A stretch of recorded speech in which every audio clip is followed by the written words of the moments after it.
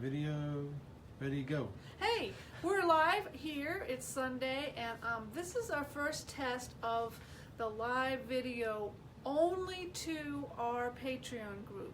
So I have no idea if anyone at all is watching, but rest assured if you tune in and I'm already done or I'm almost done, I'm going to be able to save this video, hopefully, and I will have it available on the Facebook page, and I will also post it onto our Patreon page. So if you miss something or you can't stick around, not a problem. I'm going to be able to save the video, hopefully, and then you'll get to see it at another time. So this is a test, because if this works and we can, you can hear me, you can see what we're doing, we'll be able to use this platform as a paint along, as a question and answer forum. We'll be able to use it for more things. So this is, today, just consider this a test. And so we're just kind of, I've done Facebook Live videos, but this is only for our group. So no one else is able to watch this except for you guys who are in the group. So, anyways, what I thought I would do today, and again, I didn't make an invitation because this is a test, okay, so just bear with me. I thought I would do is talk to you a little bit about that little assignment that I gave on Friday, part of our weekly challenge. At the very bottom of the challenge, I asked you if you would draw a daisy without looking at a reference. So don't look at a picture, don't look at a real daisy, but to draw a daisy basically from your head. And the reason why I wanted you to do that is because I want to prove a point. And the point has been made in the book that we've been reading, Drawing and Painting with Your Artist Brain. And by the way, just to clarify, it used to be in 2 books. Now it's combined into one. I'm only focusing on the painting part of that book. So there's a whole section or whole part of the book which is about drawing, and that's great, but I'm not going to focus on that for this month. We're going to focus on the painting section of the book. And in the book, Carl Purcell talks about the intellectual brain, which also you can call the thinking brain, and the artistic brain. And when I read about that, it was a game changer for me because it really changed the way I looked at things. And I used to look at my paintings and say, gosh, it just looks like a kid did it. It just looks so childish, or it looks amateurish. And I know I've talked to so many artists when I teach and do workshops, and I hear the same comments. Why can't my paintings look like a grown-up did it? Why is it like a child? And there's a very, very good reason why that is. And it has to do with the way your brain helps you when it comes to seeing and when it comes to painting.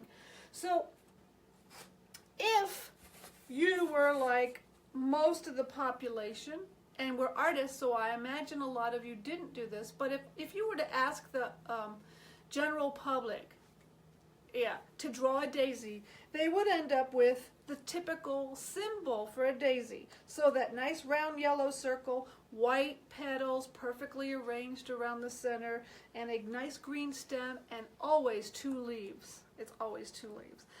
And that is perfectly normal. And it's normal if that's what your daisy looked like. And the reason why is because that was your intellectual brain or your thinking brain giving you the symbol that you have for the daisy or daisy-like flower. And it comes about, and if you read in the book, and you've read other books about this, I'm sure, that when we're learning language, we have so much that we have to navigate, and there's so much information that our brain has to have created symbols so that it's easier for us to navigate. So we have symbols for objects, we have symbols for colors, okay? And it's great because we can navigate the world better. But when it comes to painting, when we paint with the symbols, that's when it looks like our paintings look like a kid did them. Because basically that's what's happening. You are drawing on your symbols. And really all you have to do is think about a drawing done by a 5-year-old, 6-year-old, 7-year-old, and you tell them to draw a house.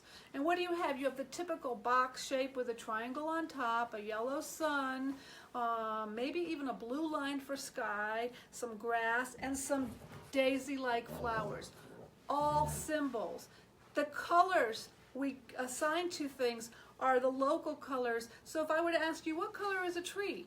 Most of the time people will say, well, a tree is green and a tree trunk is brown. Those are the symbols or the shortcuts that our brain gives us so that we can navigate better.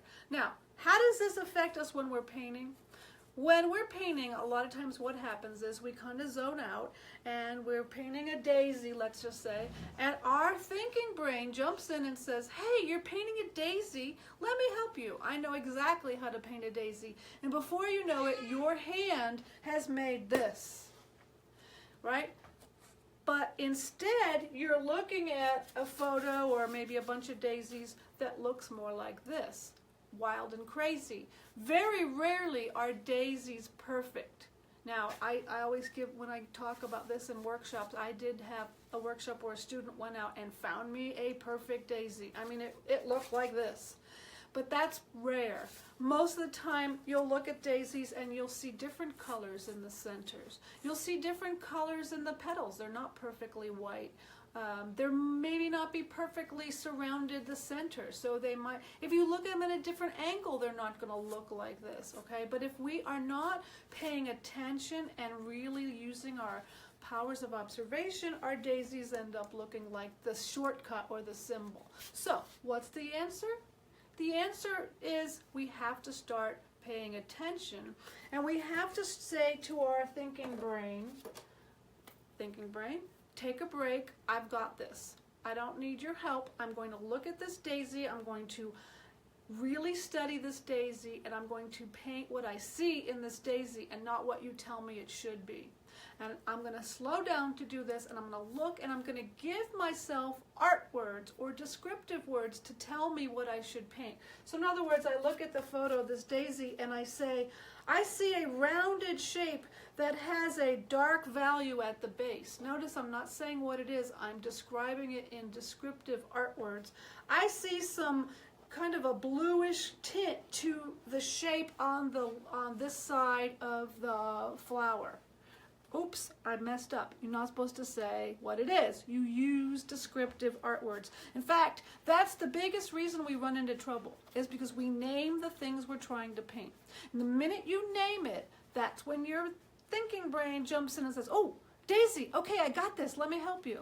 Don't call it what it is. If you're painting a rock, don't say I'm painting a rock. Describe what you're painting. Because the minute you say rock, you will end up with potatoes, or whatever the symbol is you have for a rock, okay? Tree, I'm painting a tree. Don't call it a tree, or you'll end up with a lollipop or a Christmas tree, or whatever symbol or shortcut you have for a tree. So remove labels and describe it using descriptive art words.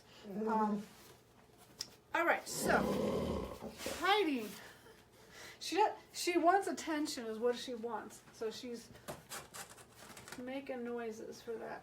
So what I'm going to do is do a very, very quick demo, Daisy. I'm not going to do the entire painting. I'm going to just show you the flower. And then after this, we will turn off the Facebook Live. And I'm going to do another demo that I'll post later in the week where I do a whole entire painting. All right, so I'm going to just pull up one daisy.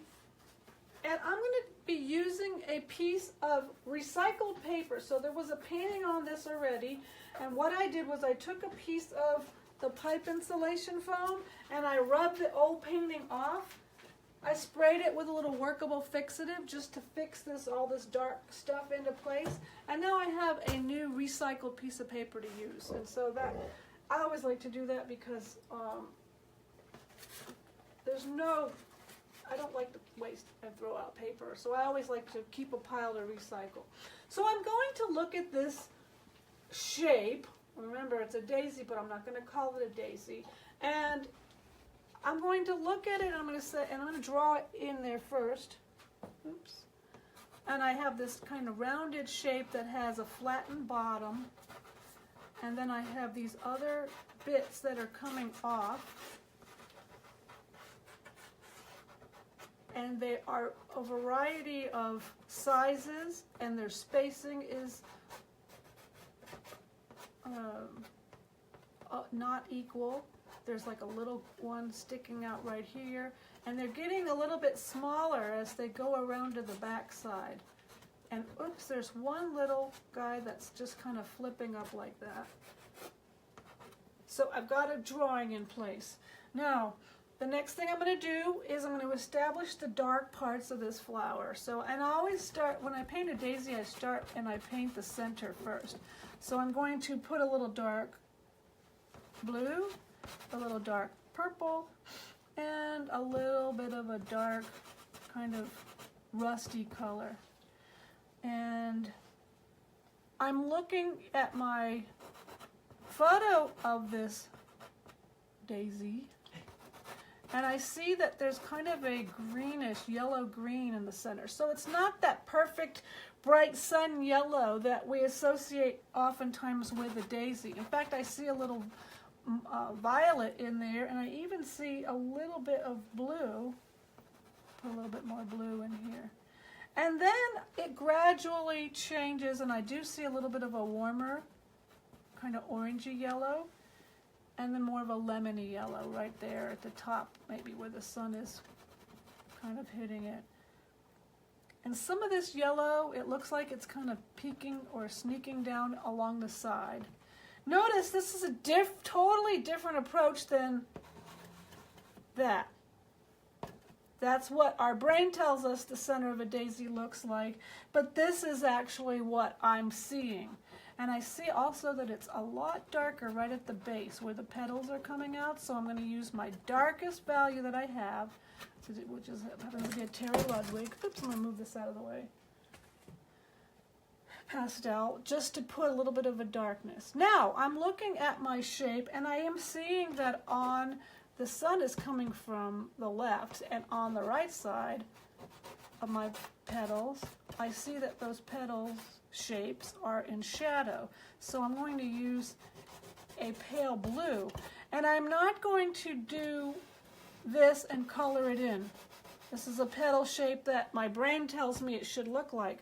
But instead I'm using the side of my pastel, and I'm pulling out more expressive, I guess you could say, painterly shapes using the side. And this is a pale blue. I have another kind of palish green blue because these petals are in the shadow, so they're a little bit cooler. I'm going to add a little bit of lavender to the ones that are really in the shadowed area, right in here.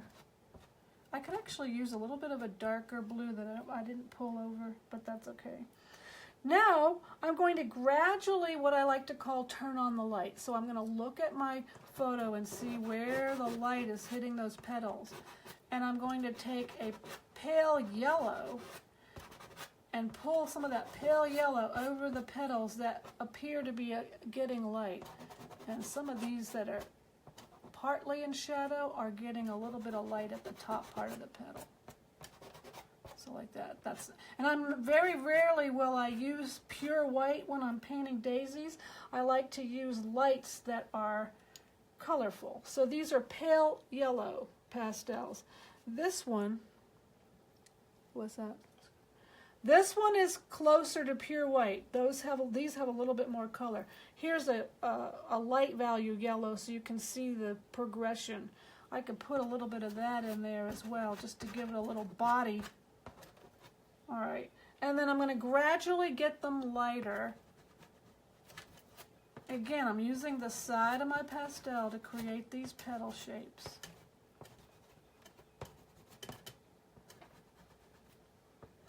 And when I'm, if this was the finished painting and this daisy was part of the painting, then I would come in and say, okay, which daisy shape has to, where on this daisy do I want to show the most, where do I want the eye to look? And that's where I'm going to come in and put the pure white. So if I want you to look along the edges here and maybe right around here, then I put the pure white.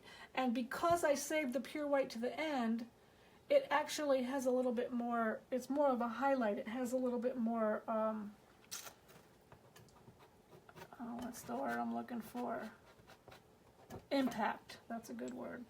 So I'm going to go ahead and add a little bit more sunlight to the top of the flower by shouting with my pastel. If you saw the video the other day on mark making, shouting is when I press hard. So now I'm pressing hard and creating some of those little bits and divots that you see in the center of the daisy. And then we can go ahead and we can put a kind of a hint of a stem. And here's another little trick that I really like when I paint daisies. I'm using a steel push pin. And I'm going to come in with the push pin and I'm going to scrape away, kind of like scratch art. And I'm going to go ahead and scrape in some of those veins that we see. What's that? Hold it up. It's a steel push pin. You get them at office supply stores. And it's a really great tool for taking away little bits of pastel when you don't want to get out your brush and brush away too much. It allows you to kind of have surgical precision when it comes to that. So that is what my artist brain, how it interprets a daisy versus my thinking brain that gives me the daisy-like symbol. And when we say my painting looks like a kid did it, our thinking brain is jumping in and helping, and we need to turn that part of our brain off so that we can really observe and really see what's in front of us. So I'm going to continue with this demo and record it on the other camera, and we'll post it later in the week. So if you've asked me any questions, I'll answer them when I get back to Facebook later today, and I will hopefully be able to save this and post the whole thing later. So thanks for joining me.